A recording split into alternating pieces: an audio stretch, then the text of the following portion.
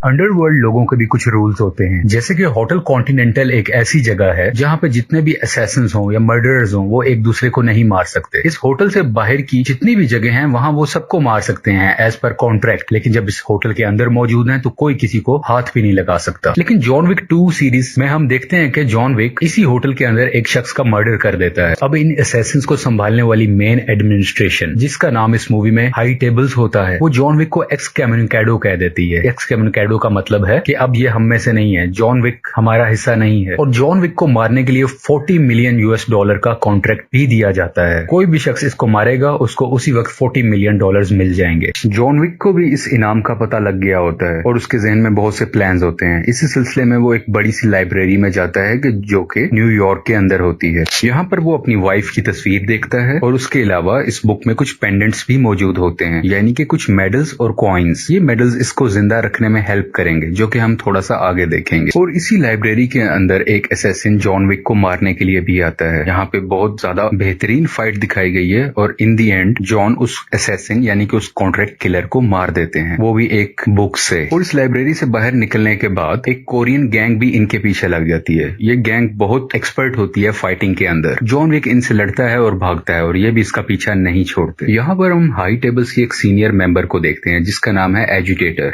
एजुटेटर यहाँ पे होटल के मैनेजर विल्सन से मिलती है और साथ ही क्राइम लॉर्ड से भी मिलती है। इन दोनों को वो वार्न करती है कि तुम दोनों खुद को सरेंडर कर लो क्योंकि तुम लोगों ने जॉन विक की हेल्प की थी। बेसिकली इन दोनों ने जॉन विक को भगाने में हेल्प की थी। एजुटेटर ये भी बताती है इन दोनों को कि अगर तुम लोगों ने सरेंडर नहीं किया तो तुम्हें इसके कॉन्सिक्वेंसेस फेस करने पड़ेंगे, यानी बहुत बुरे नताइज का सामना करना पड़ेगा। खैर, सबसे बचते बचाते जॉन एक बड़े से ऑडिटोरियम में पहुंचता है। यहाँ पे वो एक डायरेक्टर से मिलता है। बेसिकली ये वही जगह होती है जहाँ पे जॉन ने अपना बचपन गुजारा था। इसी जगह पे जॉन ने अपनी ट्रेनिंग ली थी। बेसिकली ये डायरेक्टर लड़कों को लड़ने की ट्रेनिंग देती है और लड़कियों को बहुत बेहतर डांस करना सिखाती है। जॉन जब उससे मदद मांगता है तो डायरेक्टर इनकार कर देती है, लेकिन उसी वक्त जॉन अपना वो मेडल दिखाता है। और इन असैसिन्स की दुनिया में इस मेडल का मतलब है कि आप किसी भी सूरत में इनकार नहीं कर सकते। जिसके पास ये मेडल होगा उसकी मदद हर हाल में करनी होगी। और डायरेक्टर मान जाती है और डायरेक्टर यहाँ से एक सेफ पैचेस देती है जॉन के लिए ताकि यहाँ से दूर कैसा बैलेंसा जा सके। कैसा बैलेंसा बेसिकली एक जगह का नाम है। जॉन यहाँ से सेफली तरीके से पहुंच जाता है। यहाँ पर जॉन अपनी एक पुरानी दोस्त और ट्रेनर सोफी से मिलता है, क्योंकि सोफी भी एक असैसिन है और वो अंडरवर्ल्ड का हिस्सा है। तो सोफी भी पहले से ही जानती है कि जॉन किस पोजीशन में है, वो किन मुश्किलों में है। और सोफी कहती है, सॉरी जॉन, मैं इस मुश्किल में नहीं फंस सकती तुम्हारी मदद करके। बातों बातों में हमें यह भी पता चलता है कि जॉन विक ने बहुत सालों पहले सोफिया की भी हेल्प की थी जब वो एक मुश्किल में फंसी हुई थी। और उस वक्त सोफिया ने भी जॉन को एक पेंडेंट दिया होता है जिसका मतलब होता है कि जब भी तुम किसी मुश्किल में होगे तो मैं तुम्हारी हेल्प करूंगी और ये प्रॉमिस मैं कभी नहीं तोड़ सकती। इस वर्ल्ड में इन पेंडेंट्स का मतलब बहुत सीरियस लिया जाता है और सब लोग इसका ऑनर भी करते हैं। वो पेंडेंट या मेडल देखने के बाद सोफिया को सब कुछ याद आता है और वो रेडी हो जाती है कि मैं जॉन की मदद करूंगी। जॉन सोफिया को बताता है कि उसको हर सूरत में एल्डर से मिलना है, क्योंकि एल्डर वो शख्स है जो हाई टेबल का सबसे सीनियर ऑफिसर है। मैनेजमेंट में एल्डर ही सब कुछ चलाता है। ये मिलना क्यों चाह रहा होता है? ताकि वो उससे मिले और जो कॉन्ट्रैक्ट इसके ऊपर लिया गया है वो वापस करवाया जा सके, ताकि सब लोग इसको मारने पर ना आए और ये जिंदगी आसान तरीके से गुजार सके। अब क्योंकि सोफिया ने इसकी हेल्प करनी होती है तो वो अपने कॉन्टेक्ट से एक लोकल आदमी का एड्रेस लेते हैं और वो ये जाके उससे मिलते हैं, क्योंकि इस लोकल आदमी को एल्डर का एड्रेस पता होता है। ये लोकल आदमी इन्हें ये बताता है कि डेजर्ट के दरमियान में जाकर तुम्हें एल्डर मिलेगा। तुम उस तरफ चलते जाओगे और एल्डर बिल आखिर तुम्हें खुद ढूंढ लेगा। लेकिन ये लोकल आदमी कहता है कि मैंने तुम्हें उसका एड्रेस बताया, अब बदले में मुझे भी कुछ चाहिए। वो ये कहता है कि सोफिया, तुम्हारे पास जो डॉग्स हैं मुझे वो चाहिए, क्योंकि ये डॉग्स बहुत ट्रेंड होते हैं और बहुत खूबसूरत होते हैं। लेकिन सोफिया इनसे बहुत ज्यादा अटैच्ड होती है और वो नहीं मानती। तो ये लोकल आदमी गुस्से में आकर इसके एक डॉग को गोली मार देता है। सोफिया को बहुत गुस्सा आ जाता है, वो इस आदमी को शूट कर देती है। और यहाँ पर अमेजिंग फाइटिंग सीन्स दिखाए गए हैं। यहाँ पर जॉन, सोफिया और इवन सोफिया के डॉग्स भी उस लोकल आदमी के साथियों पर अटैक करते हैं। और काफी फाइट के बाद जॉन और सोफिया वहां से निकलकर फरार हो जाते हैं, यानी कि भाग जाते हैं। अब स्टोरी थोड़ी सी आगे बढ़ती है और हम देखते हैं कि एजुटेटर को पता चल चुका होता है कि डायरेक्टर ने जॉन की हेल्प की थी उसको भगाने के लिए, और वो उसके पास आती है और वो उसको फिजिकली टॉर्चर करती है और सजा के तौर पे उसके हाथों में नाइफ घुसा दी जाती है। एक बड़ी सी छुरी है और उसके हाथों में घुसाई जाती है। दूसरी तरफ जॉन, सोफिया और उसके डॉग्स डेजर्ट की तरफ चले जाते हैं, जो कि लोकेशन उनको उस लोकल आदमी की तरफ से बताई गई। हम ये भी जानते हैं कि सोफिया का प्रॉमिस सिर्फ इसको लोकेशन देने तक का था, ना कि इसका पूरा सफर तय करने में। डेजर्ट में आकर सोफिया जॉन को गुड बाय कहती है और अपने अपने डॉग्स के साथ वापस अपने घर आ जाती है। और अब ये रेगिस्तान का सीन दिखाते हैं जिसमें दूर दूर तक कोई शख्स नजर नहीं आता। यहाँ पर जॉन अकेला चल रहा होता है एल्डर की तलाश में। जॉन चलता जाता है लेकिन उसे कोई दूर दूर तक नजर नहीं आता और बिल आखिर वो गर्मी की वजह से बेहोश होकर वहीं पर गिर जाता है और बेहोश हो जाता है। उतनी ही देर में एक काफिला गुजरता है और उस काफिले के कुछ लोगों में से एक शख्स जॉन को उठाता है और एल्डर की लोकेशन पर पहुंचा देता है। और यहाँ पर हम एल्डर को देखते हैं जो रेगिस्तान के दरमियान में एक खूबसूरत सा टेंट लगाकर बैठा होता है और आसपास उसके साथी भी होते हैं। यहाँ पर जॉन एल्डर से रिक्वेस्ट करते हैं कि मैं इस बुरी सिचुएशन में फंसा हुआ हूँ लेकिन मैं मरना नहीं चाहता। मैंने अपनी वाइफ को खोया, अपने डॉग को खोया, लेकिन अब मैं खुद नहीं मरना चाहता। ये सुनते ही एल्डर जॉन को दो ऑप्शंस देते हैं। पहली ऑप्शन कि तुम्हें होटल कॉन्टिनेंटल के मैनेजर विंस्टन को मारना होगा और दूसरी ऑप्शन ये कि अगर तुम इसे इनकार करोगे तो हम तुम्हें इधर ही मार देंगे। अगर ऑप्शन ए को डिस्कस करें, विंस्टन जॉन का बहुत अच्छा दोस्त होता है, वो उसे कभी भी नहीं मारना चाहता लेकिन उसके पास कोई और ऑप्शन नहीं होती और वो ऑप्शन ए को सिलेक्ट कर लेता है, यानी कि होटल के मैनेजर को वो मारेगा। और इनका एग्रीमेंट का तरीका भी बहुत ही अजीब किस्म का होता है। इस एग्रीमेंट के लिए जॉन को अपनी उंगली काट कर देनी होती है जो ट्रस्ट शो करती है कि मैं इस एग्रीमेंट में हूँ और मैं इसको पूरा करूंगा। खैर उंगली काटने के बाद एल्डर जॉन विक को न्यूयॉर्क भिजवाने का इंतजाम करता है और न्यूयॉर्क में जॉन पहुंच भी जाता है। दूसरी तरफ हाई टेबल की फीमेल लेडी एजुटेटर एक गंजे शख्स को हायर करती है। ये बहुत ट्रेंड असैसिन हुआ करता है जिससे बहुत से लोग डरा करते हैं। सिर्फ यही वो शख्स है जो जॉन विक का मुकाबला कर सकता है। एजुटेटर इसे हायर करती है। इसका नाम जीरो है। इसका काम होता है कि वो जॉन विक को ढूंढे और उसे मार दे। यहाँ से ये एजुटेटर उस लोकल क्राइम लॉर्ड के पास जाती है जिसको इसने शुरू में ही कहा होता है कि तुम खुद को सरेंडर कर दो, लेकिन इसने अभी तक सरेंडर नहीं किया होता और सजा के तौर पर हंटर की मदद से उसके जिस्म पर मारा करती है। तकरीबन 7 वार करती है जिसकी वजह से ये लोकल क्राइम लॉर्ड बहुत ज्यादा जख्मी हो जाता है, लेकिन मरा नहीं होता और जिंदा रहता है, लेकिन इसकी हालत बहुत खराब होती है। खैर कहानी आगे बढ़ती है और अब जॉन विक न्यूयॉर्क में वापस आ चुका है और वो गंजा शख्स यानी कि उसका नाम जीरो है, वो और उसकी मुकम्मल टीम जॉन विक का पीछा करती है। यहाँ पर हम मोटरसाइकिल्स के बहुत अच्छे सीन देखते हैं जिसमें जॉन का पीछा ये मोटरसाइकिल्स पे कर रहे होते हैं। यहाँ पर बहुत एक्शन सीन्स हैं जो मूवी के डायरेक्टर ने बेहतर तरीके से प्रेजेंट किए हैं और इस गैंग से मुश्किल से जान बचाकर जॉन होटल कॉन्टिनेंटल के अंदर पहुंच जाता है। हमें यह पता है कि इस होटल कॉन्टिनेंटल के अंदर कोई भी किसी शख्स को नहीं मार सकता, तो जॉन यहाँ पर सेफ है। यहाँ पर जॉन होटल के मैनेजर से मिलता है और मैनेजर जॉन को यह बताता है कि मुझे पता है कि तुमने मुझे मारने का कॉन्ट्रैक्ट लिया है। और मैनेजर कहता है कि तुम मेरे दोस्त हो, तुम मुझे मार सकते हो। अभी बात हो ही रही होती है कि एजुटेटर इस होटल के अंदर आ जाती है और वो जॉन को कहती है कि जो तुम्हें कॉन्ट्रैक्ट दिया गया है वो पूरा करो, यानी कि होटल मैनेजर को मारने का कहती है, लेकिन जॉन इनकार कर देता है। जॉन विक मुकम्मल तरीके से इनकार कर देता है कि मैं इसको नहीं मारूंगा और दूसरी तरफ होटल मैनेजर भी खुद को सरेंडर करने से इनकार कर देता है। एजुटेटर यहाँ पर बहुत गुस्से में आ जाती है और वो कहती है कि इसके नताइज तुम लोग नहीं जानते। और एजुटेटर कहती है कि आज से कुछ घंटों के बाद होटल कॉन्टिनेंटल डीकॉन्सिक्रेटेड है, यानी कि अब होटल कॉन्टिनेंटल अंडरवर्ल्ड का हिस्सा नहीं है। यहाँ पर कोई डील नहीं हो सकती है और यहाँ पर अब कोई भी किसी को मार सकता है,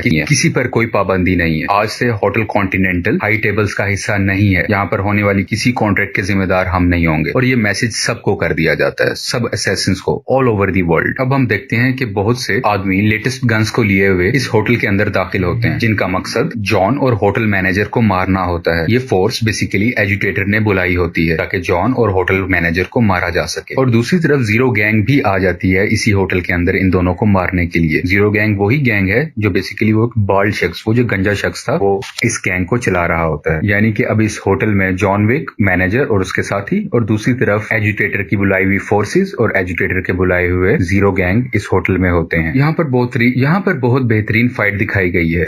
जॉन अपनी वेपन्स की मदद से आने वाली फोर्सेस पर अटैक करता है और उन सबको मार देता है। इस वक्त तक फोर्सेस के सारे लोग तो मर चुके होते हैं लेकिन जीरो गैंग अभी भी मौजूद होती है। जीरो गैंग के साथ होने वाली फाइट में जॉन विक एक ऐसी जगह पर लड़ रहा होता है जहां आसपास बहुत से शीशे होते हैं, हर तरफ ग्लासेस होते हैं, जिसकी वजह से कौन कहां छुपा है उसको आइडेंटिफाई करना बहुत मुश्किल होता है। और बिल आखिर बहुत लड़ाई के बाद वो जीरो को भी मार देता है। ये सब देखने और जानने के बाद एजुटेटर एक दिमाग में आइडिया लगाती है। एजुटेटर को मुकम्मल तरीके से मालूम हो चुका होता है कि जॉन विक इन सब लोगों पर भारी है और दूसरी तरफ मैनेजर उसको हथियार भी सप्लाई कर रहा है। इनकी टीम का मुकाबला करना बहुत मुश्किल है। तो एजुटेटर यहाँ पर थोड़ी सी सियासत खेलती है और वो होटल मैनेजर को कॉल करती है कि तुम मेरा साथ दो, तुम अगर जॉन को मार दोगे, क्योंकि इस वक्त तुम उसके करीब हो, तुम अगर जॉन को मार दोगे तो मैं तुम्हारे होटल को दोबारा रिस्टोर कर दूंगी, यानी कि लोग तुम्हारे होटल में आ सकेंगे, डील कर सकेंगे और वही सारे पहले की तरह सब राइट्स तुम्हें मिलेंगे और तुम ही इसी होटल के मैनेजर होगे और इसके अलावा हाई टेबल्स में भी तुम्हें स्टेक दिया जाएगा। इतनी ही देर में जॉन भी पहुंच जाता है है। अब क्योंकि होटल मैनेजर और जॉन दोनों आपस में बहुत अच्छे दोस्त होते हैं, जॉन ये सारी बातें जान लेता है कि होटल मैनेजर को कॉल आई होती है एजुटेटर की तरफ से, लेकिन मैनेजर कहता है कि मुझे अपनी होटल की पोजीशन को बचाना है, मैंने इस पे बहुत मेहनत की है, बहुत वक्त गुजारा है, और वो जॉन को शूट कर देता है और जॉन छत से नीचे गिर जाता है कूड़े के डब्बे के पास। एजुटेटर मैनेजर को कहती है कि गुड वर्क, और एजुटेटर वहां से चली जाती है। वो जॉन की बॉडी को देखना चाहती है कि क्या वो वाकई मर चुका है। वो वहां पर जाके जब उसकी बॉडी देखती है तो जॉन की बॉडी वहां पर नहीं होती। वो ये भी कहती है कि अगर जॉन जिंदा रहा तो याद रखना वो तुम्हारे लिए और मेरे लिए, हम दोनों के लिए खतरा होगा, और अगर वो जिंदा भी है तो उसको ढूंढकर हमें मारना होगा। अब हम देखते हैं कि एक डॉग भाग रहा होता है। ये डॉग बेसिकली जॉन विक का होता है। वो भागते हुए एक स्ट्रेचर के करीब जाता है और उस स्ट्रेचर पर और कोई नहीं होता, जॉन विक होता है, जो बहुत जख्मी हालत में होता है। बेसिकली जॉन विक को उसी अंडर क्राइम लॉर्ड ने बचाया होता है जिस पर एजुटेटर ने हंटर से अटैक किया होता है। ये लोकल क्राइम लॉर्ड है। बेसिकली ये क्राइम लॉर्ड जॉन की जिंदगी इसलिए बचाता है क्योंकि उसे हाई टेबल से बदला लेना होता है, और वो जॉन से भी पूछता है कि जितना गुस्से में मैं हूँ क्या तुम भी इतना गुस्से में हो, क्या तुम्हें भी इनसे बदला लेना है। तो जॉन जख्मी हालत में उठता है और कहता है हाँ, शायद ये हो सकता है कि अब जॉन विक 4 भी रिलीज हो और इसमें ये दोनों मिलकर हाई टेबल से बदला लें, लेकिन ये एक मेरा सिर्फ गेस है। आपको वीडियो पसंद आए तो प्लीज लाइक कीजिए। और यहाँ पर जॉन विक 3 मूवी की एक्सप्लेनेशन खत्म हो जाती है।